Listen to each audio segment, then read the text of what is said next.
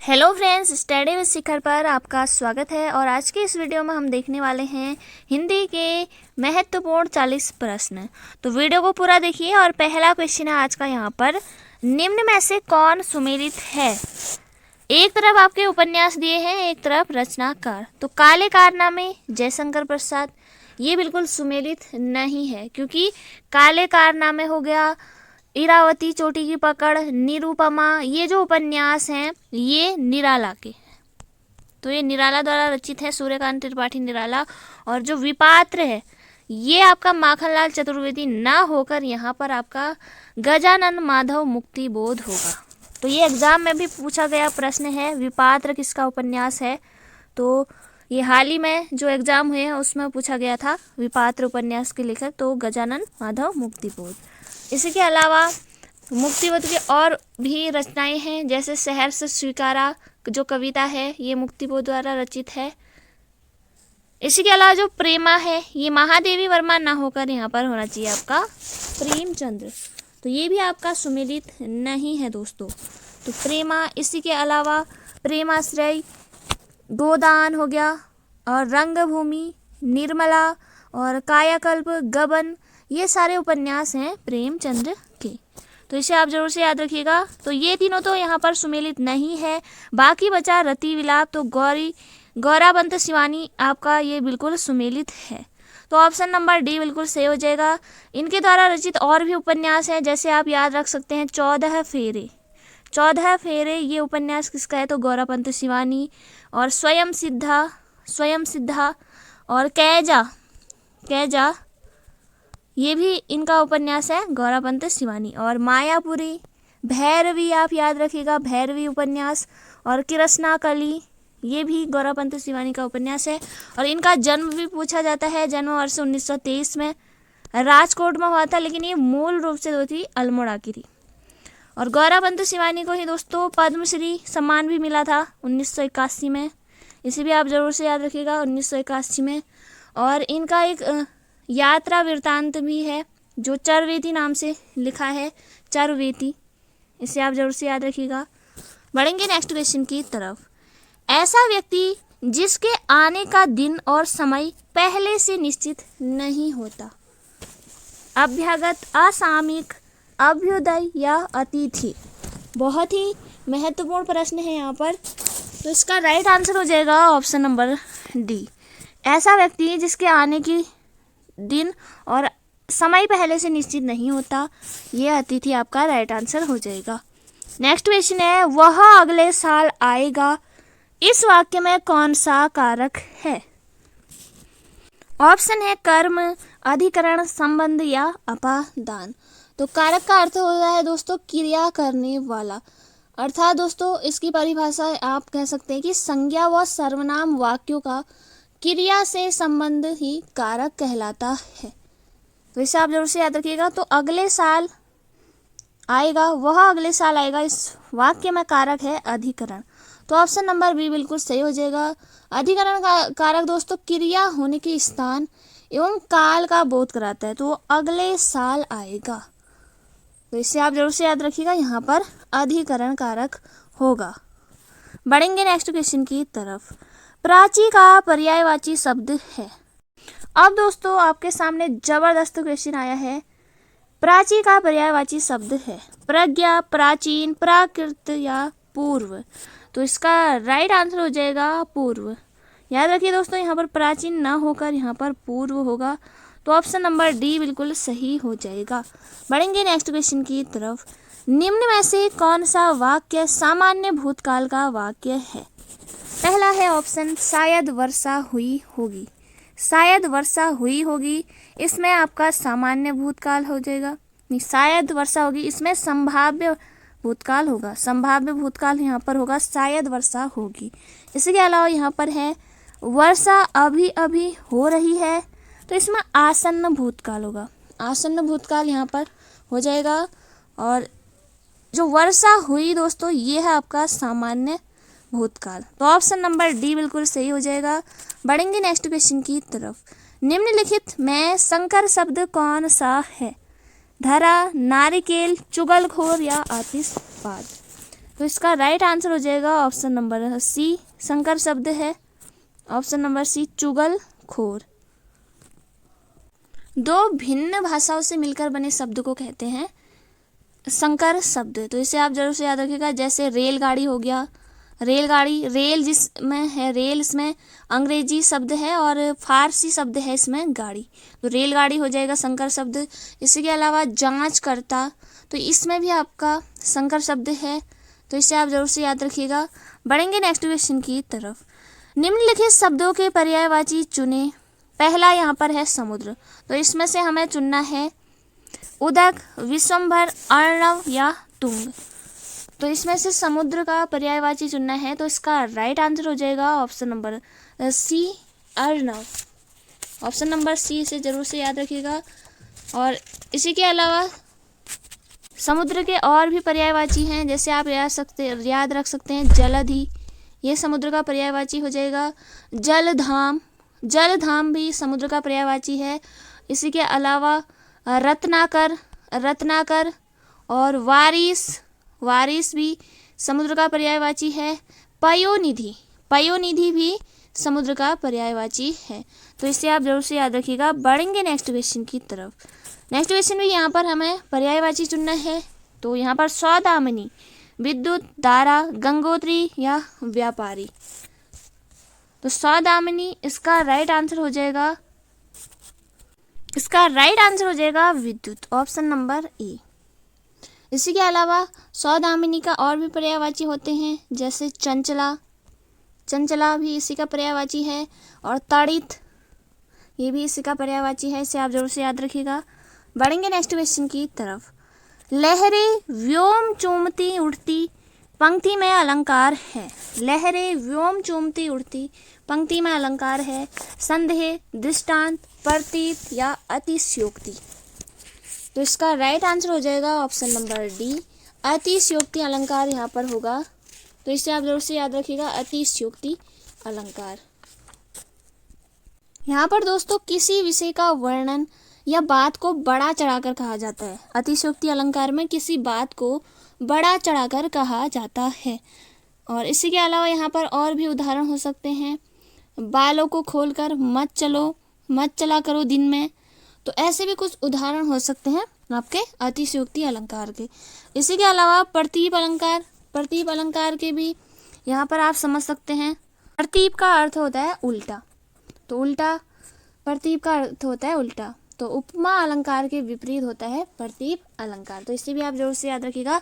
इसी के अलावा संदेह अलंकार, संदेह अलंकार में जैसे सारी विच नारी है कि नारी विच सारी है, तो ये इसका उदाहरण होगा संदेह अलंकार का। पढ़ेंगे नेक्स्ट क्वेश्चन की तरफ। शुद्ध वाक्य का चयन कीजिए। वह एक विद्वान महिला थी, वह एक विदुषी महिला थी, वह एक विद्वान महिला, या फिर वह महिला विद्यावती थी। तो इसमें जो सही आंसर होगा आपका ऑप्शन नंबर बी। यहाँ पर विद्वान, विद्यावती ये नहीं होगा, वह एक विदुषी महिला थी, तो इसका राइट आंसर हो जाएगा ऑप्शन नंबर बी। बढ़ेंगे नेक्स्ट क्वेश्चन की तरफ। यदि सही दिशा में परिश्रम करोगे तो अवश्य सफल हो जाओगे। निम्न में से कौन सा वाक्य है? सरल वाक्य, मिश्रित वाक्य, संयुक्त वाक्य या इनमें से कोई नहीं? बहुत ही महत्वपूर्ण प्रश्न है, तो इसका राइट आंसर हो जाएगा मिश्रित वाक्य। मिश्रित वाक्य यहाँ पर होगा, यदि सही दिशा में परिश्रम करोगे तो अवश्य सफल हो जाओगे। तो ऑप्शन नंबर यहाँ पर बी बिल्कुल सही हो जाएगा। बढ़ेंगे नेक्स्ट क्वेश्चन की तरफ। निम्न में से कौन सा विराम चिन्ह सुमेलित नहीं है? विराम चिन्हों का ज्ञान आपको होना आवश्यक है दोस्तों। तो उद्धरण चिन्ह ये भी बिल्कुल यहाँ पर सुमेलित है, तो पहला ऑप्शन तो नहीं होगा। दूसरा है यहाँ पर लाघव चिन्ह, तो ऐसे यहाँ पर लाघव चिन्ह ये भी बिल्कुल सही है। लोभ चिन्ह, लोभ चिन्ह भी यहाँ पर ये सही है। इसी के अलावा जो अर्ध विराम है दोस्तों, ये अर्ध विराम यहाँ पर ऐसा ना होगा, यहाँ पर होना चाहिए अर्ध विराम कुछ इस तरह से आपका होगा। तो ऑप्शन नंबर डी सुमेलित नहीं है। नेक्स्ट क्वेश्चन है, वह मनुष्य नहीं देवता है। इस वाक्य में वह है निजवाचक सर्वनाम, संबंधवाचक या निश्चय या पुरुषवाचक सर्वनाम? तो जिन शब्दों का प्रयोग दोस्तों संज्ञा के स्थान पर किया जाता है वह सर्वनाम कहलाते हैं। निजवाचक सर्वनाम पहले में दिया है, तो यहाँ पर स्वयं के अर्थ में ये प्रयुक्त होता है, तो ये तो आपका आंसर नहीं होगा। इसी के अलावा यहाँ पर है संबंधवाचक सर्वनाम, इसमें किसी दूसरी बात का संबंध बताने हेतु तो इसका प्रयोग किया जाता है, जैसे जो पाएगा सो जो पाएगा, यही होता है जो सो, या जिसकी उसकी, जैसा करोगे वैसा भरोगे, तो संबंधवाचक भी यहाँ पर नहीं है। इसके अलावा पुरुषवाचक सर्वनाम दोस्तों, पुरुषवाचक सर्वनाम में ये स्त्री पुरुष दोनों के लिए होता है। इसमें 3 भेद होते हैं, उत्तम पुरुष, मध्यम पुरुष और अन्य पुरुष, तो ये भी नहीं होगा। तो इसका राइट आंसर हो जाएगा निश्चयवाचक सर्वनाम। निश्चयवाचक सर्वनाम दोस्तों, इस सर्वनाम में किसी वस्तु का निश्चितता का बोध होता है, जैसे वह उसकी कलम है, या वह मनुष्य नहीं देवता है, और यह मेरी गाड़ी है। ये यहाँ पर निश्चयवाचक सर्वनाम के उदाहरण हो जाएंगे। बढ़ेंगे नेक्स्ट क्वेश्चन की तरफ। निम्नलिखित में से स्त्रीलिंग शब्द है, बहुत महत्वपूर्ण प्रश्न है। स्त्रीलिंग शब्द है शिष्टाचार, द्विज, युगावतार या तृष्णा। तो तृष्णा आपका राइट आंसर हो जाएगा, ये स्त्रीलिंग शब्द है। नेक्स्ट क्वेश्चन है, किसी भी पत्र में साप्ताहिक या मासिक प्रकाशित होने वाली विशेष खबर क्या कहलाती है? तो इसका राइट आंसर हो जाएगा soft news. Soft news, option number D बिल्कुल सही हो जाएगा। इसी के अलावा दोस्तों यहाँ पर है ब्रेकिंग न्यूज। तो ब्रेकिंग न्यूज जो होती है वह खबर जो कम से कम शब्दों में दर्शकों तक तत्काल सूचना, महज एक सूचना के रूप में दी जाती है, वह एक आपका ब्रेकिंग न्यूज हो जाएगा। इसी के अलावा जो आपका यहाँ पर सॉफ्ट न्यूज है, ये आपका किसी भी पत्र में साप्ताहिक या मासिक प्रकाशित होने वाली विशेष खबर होती है, सॉफ्ट न्यूज। बढ़ेंगे नेक्स्ट क्वेश्चन की तरफ। सोहन पिताजी को पत्र लिख रहा है, वाक्य में क्रिया का ... भेद हुआ है, नाम धातु, अकर्मक, सकर्मक या प्रेरणार्थक। बहुत महत्वपूर्ण प्रश्न है। नाम धातु दोस्तों संज्ञा, सर्वनाम एवं विशेषण शब्दों में प्रत्यय लगाकर जो बनते हैं उन्हें नाम धातु कहते हैं। जैसे आप समझ सकते हैं हास्य, हत्याना, ये आपका नाम धातु के उदाहरण हो जाएंगे।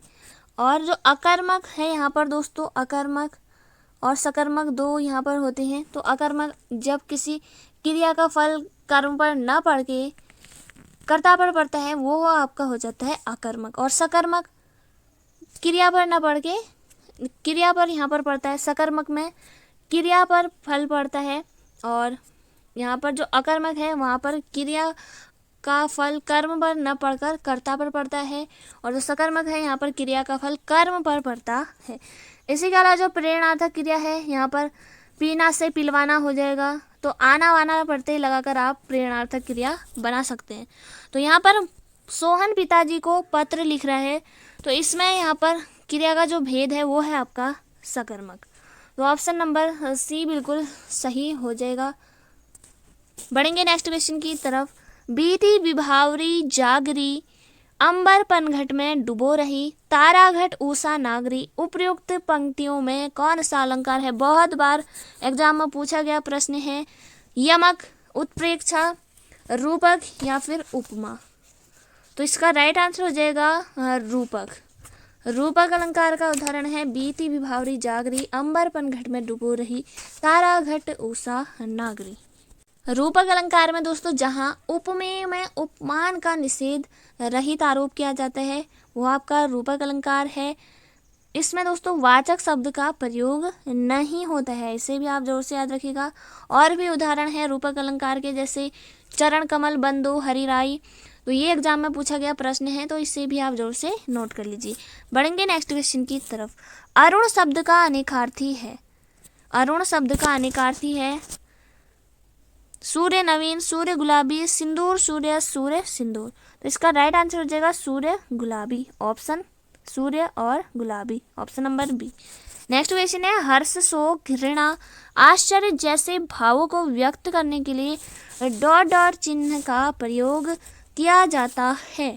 हर्ष शोक, घृणा, आश्चर्य जैसे भाव को व्यक्त करने के लिए विस्मय आदि बोधक चिन्हों का प्रयोग किया जाता है, जैसे छी छी, शाबाश, ओहो, ये जो होते हैं ये विस्मय आदि बोधक चिन्ह होते हैं। नेक्स्ट क्वेश्चन है, निम्न में से कौन सी वर्तनी सही नहीं है? बलिष्ठ, आजीविका, अभिशाप या स्वाभाविक सही नहीं है, हमसे पूछा है। तो पहला यहाँ पर है बलिष्ठ, तो ये भी यहाँ पर सही है। आजीविका ये भी यहाँ पर सही है, और स्वाभाविक तो ये भी यहाँ पर सही है। अभिशाप ये बिल्कुल गलत है वर्तनी, तो ऑप्शन नंबर सी बिल्कुल सही हो जाएगा। नेक्स्ट क्वेश्चन है, उच्चारित ध्वनि संकेतों की सहायता से भाव व विचार की अभिव्यक्ति कहलाती है? वर्ण, लिपि, व्यंजन या फिर भाषा? तो इसका राइट आंसर हो जाएगा भाषा, ऑप्शन नंबर डी। उच्चारित ध्वनि संकेतों की सहायता से भाव या विचारों की अभिव्यक्ति है भाषा। नेक्स्ट क्वेश्चन है, तुरंत सोचकर निर्णय लेने वाला कहलाता है? बहुत महत्वपूर्ण प्रश्न है, तुरंत सोचकर निर्णय लेने वाला। तो इसका राइट आंसर हो जाएगा प्रत्युत्पन्नमति, प्रत्युत्पन्नमति, option number B. Next question है, अगर वर्षा होगी तो फसल भी होगी, निम्नलिखित में से कौन सा वाक्य है? संदेहवाचक, संकेतवाचक, इच्छावाचक या भाववाचक? तो अगर वर्षा होगी तो फसल भी होगी, तो इसका राइट आंसर हो जाएगा संकेतवाचक, ऑप्शन नंबर बी बिल्कुल सही हो जाएगा। नेक्स्ट क्वेश्चन है, उदय शब्द का विलोम शब्द छांटिए। उदय शब्द का विलोम शब्द छांटिए। तो उदय का अस्त यहाँ पर हो जाएगा, ऑप्शन नंबर सी, और आदि का अंत। बढ़ेंगे नेक्स्ट क्वेश्चन की तरफ, जहाँ पूर्ण विराम की अपेक्षा कम और अल्प विराम के अधिक रुकना अपेक्षित हो, जहाँ डॉट डॉट चिन्ह का प्रयोग किया जाता है। जहाँ पूर्ण विराम की अपेक्षा कम हो और अल्प विराम से अधिक रुकना अपेक्षित हो, तो वहाँ किस चिन्ह का प्रयोग किया जाता है? तो इसका राइट आंसर हो जाएगा अर्धविराम, option number D. Next question है, निम्न में से किस विकल्प में सभी शब्द परस्पर पर्यायवाची नहीं है? तो यहाँ पर होगा आपका तलवार, शमशीर ये सुमेलित है, और गंगा, भागीरथी, सुरसरी ये सभी पर्यायवाची भी सभी सुमेलित हैं, और रवि, भास्कर, दिनकर तो ये भी आपका सुमेलित है, ऑप्शन सी को छोड़कर। पुत्री और सुता ये आपके पुत्री के पर्यायवाची हैं। इसी के अलावा जो तनय है ये पुत्र के पर्यायवाची है, पुत्र का पर्यायवाची है। अगर यहाँ पर तनया होता तो आपका आंसर ये नहीं होता, तनया यहाँ पर तनय हो गया, तो ऑप्शन नंबर सी ही सही आंसर होगा। यहाँ पर हमसे पर्यायवाची नहीं है पूछा है, तो परस्पर जो सुमेलित नहीं है, तो option number C. Next question है, किस वर्ण का उच्चारण स्थान कंठ तालु है? कंठ तालु है, तो इसका राइट आंसर हो जाएगा आई, option number D. Next question है, सही वर्तनी शब्द है? तो ये क्वेश्चन आपके एग्जाम में पूछा गया है दोस्तों, इससे आप जरूर से देख लीजिए। जिजीविषा कैसे लिखा जाता है? तो पहला ऑप्शन भी आपका गलत है, और यहाँ पर तीसरा भी सही नहीं है, और लास्ट भी, तो ऑप्शन नंबर बी बिल्कुल सही हो जाएगा, जिजीविषा, option number B. Next question है, ज्योति का विलोम शब्द है? प्रकाश, चांदनी, दीप्ति या तम? तो विलोम शब्द हमसे पूछा है, तो ज्योति का विलोम शब्द हो जाएगा तम। तम माने अंधेरा होता है, तो ये विलोम शब्द हो जाएगा ज्योति। नेक्स्ट क्वेश्चन है, जो शब्दांश शब्दों के आदि में जुड़कर उनके अर्थ में कुछ विशेषता लाते हैं वह कहलाते हैं? प्रत्यय, उपसर्ग, पद या संधि? तो आदि में जुड़कर यानी आदि मतलब पहले में जुड़कर, तो इसका राइट आंसर हो जाएगा उपसर्ग। अगर जो शब्दांश शब्दों के अंत में जुड़कर उनके अर्थ में विशेषता लाते हैं वो आपका प्रत्यय हो जाएंगे। बढ़ेंगे नेक्स्ट क्वेश्चन की तरफ, निम्नलिखित में से कौन सा एक शब्द अरबी नहीं है? अदालत, अल्लाह, इनाम या कारीगर? तो इसका राइट आंसर हो जाएगा ऑप्शन नंबर डी। अरबी शब्द है अदालत, अल्लाह, इनाम, वकील, ये सारे अरबी शब्द हो जाएंगे आपके। बढ़ेंगे नेक्स्ट क्वेश्चन की तरफ, निम्नलिखित में दुष्कर का उपसर्ग है? दुष्कर का उपसर्ग है, तो इसमें राइट आंसर जो होगा वो होगा option number C. Next question है, इक नागिन अरु पंख लगाई उक्त लोकोक्ति का उचित भावार्थ है? तो इसका राइट आंसर हो जाएगा एक दोस्त के साथ दूसरे का जुड़ जाना। एक नागिन अरु पंख लगाई, एक दोस्त के साथ दूसरे का जुड़ जाना। नेक्स्ट क्वेश्चन है, निम्न में से किस कवि की कविताओं में सामंती बोध एवं पूंजीवादी छल छद्म दोनों का प्रतिकार है? शैलेश मंटियानी, मंगलेश डबराल, मुक्ति बोध या सूर्यकांत त्रिपाठी निराला। तो इसका राइट आंसर हो जाएगा Manglesh Dabral, option number B. Exam में पूछा गया प्रश्न है दोस्तों, इसे जरूर से याद रखिएगा। किस कवि की कविताओं में सामंती बोध पूंजीवादी छल छद्म दोनों का प्रतिकार है? तो मंगलेश डबराल। 16 मई 1948 को इनका जन्म हुआ था और इनकी प्रमुख रचनाएं जैसे पहाड़ पर लालटेन, घर का रास्ता, नए युग के शत्रु, ये इनकी रचनाएं हैं। और एक बार आयोवा, ये इनका यात्रा वृत्तांत है। तो इसे आप जरूर से याद रखिएगा। बढ़ेंगे नेक्स्ट क्वेश्चन की तरफ। निम्न में से कौन सा शब्द भ्रमर, यहाँ पर भ्रमर का पर्यायवाची नहीं है पूछा है? मिलिंद, चंचरीक, सलभ या सीलीमुख।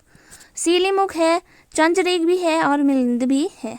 तो यहाँ पर सलभ नहीं होगा, तो ऑप्शन नंबर सी बिल्कुल सही हो जाएगा। यहाँ पर भ्रमर होगा आपका, तो भ्रमर का पर्यायवाची नहीं है पूछा है। मिलिंद, चंचरीक, सीलीमुख तो भ्रमर का पर्यायवाची होते हैं। सलभ आपका राइट आंसर हो जाएगा। बढ़ेंगे नेक्स्ट क्वेश्चन की तरफ। अब पढ़कर क्या होगा वाक्य में कौन सी क्रिया है? पूर्वकालिक क्रिया, संयुक्त क्रिया, द्विकर्मक क्रिया या प्रेरणार्थक क्रिया?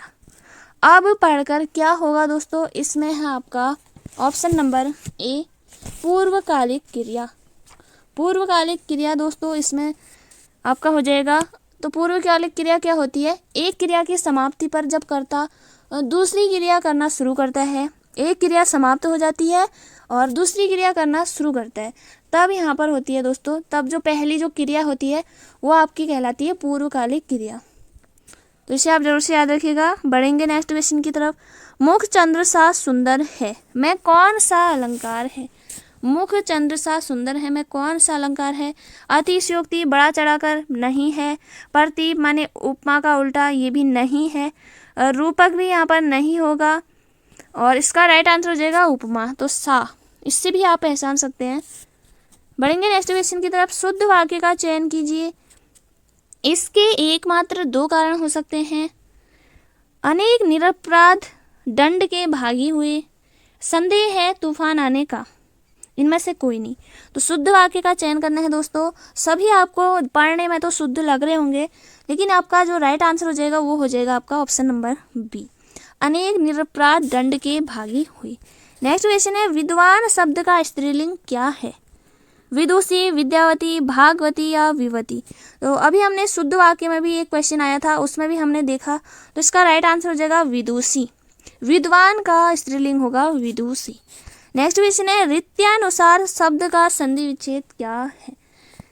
रीत्यानुसार शब्द का संधि विच्छेद क्या है?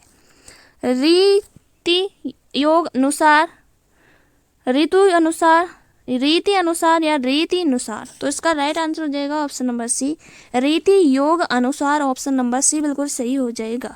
तो दोस्तों ये थे आज के महत्वपूर्ण प्रश्न। तो हिंदी को आप हल्के में मत ले, प्रैक्टिस आपको करनी है और पढ़ना भी है। साथ ही जी के, उत्तराखंड सभी में आपने फोकस करना है, साथ ही अपना फिजिकल भी अच्छे से करना है। तो सभी में आप बराबर जोर दे। तो मिलेंगे नेक्स्ट वीडियो में। अगर आप चैनल पर नए हैं तो चैनल को जो सब्सक्राइब करिए, बेल आइकन को ऑन रखिए ताकि आने वाले वीडियो का नोटिफिकेशन आपको सबसे पहले मिले। जय हिंद, जय भारत।